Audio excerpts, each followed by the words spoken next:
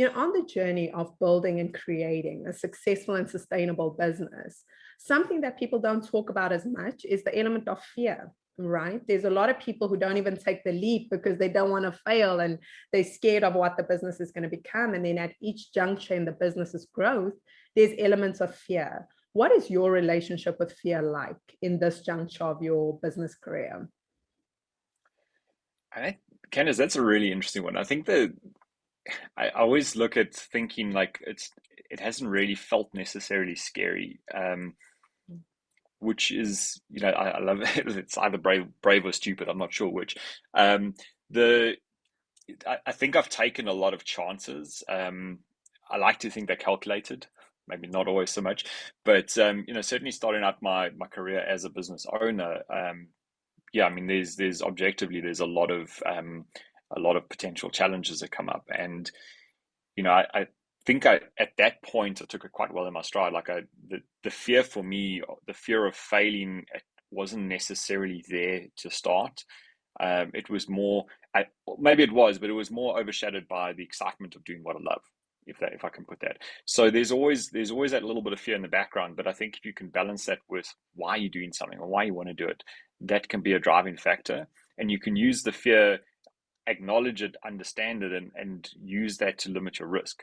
So if you if you have this fear of failure, okay, cool, that's great, it's there, I acknowledge it, like, okay, what can I do to prevent that?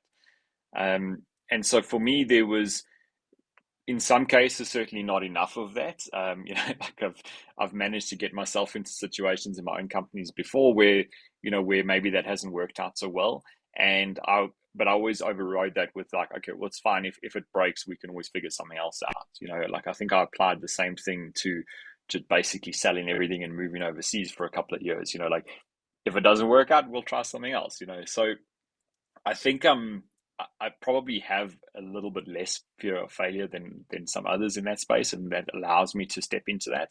But I am still very risk averse, and I've gotten I wouldn't say more risk averse, but more calculated. So where there's potential risks, always want to make sure that we've got a backup plan, or that we're making sure we're covering it, and things like that. Because you have to. I mean, I feel like when you're building a business, especially when there's multiple team members involved and so on and so forth, like you've got a responsibility to look after the business. Because when I was on my own, it's just me, I'm the business. It doesn't really matter. Like at the end of the day, it's only me that it affects, right? If something breaks. Mm. But if I take a chance when we've got a whole team, we've got a responsibility to look after the team and make sure that we've got a responsible business. And so I've gotten a lot better at balancing that over the years.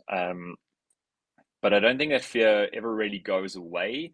It's just more overshadowed by, where you're trying to get to.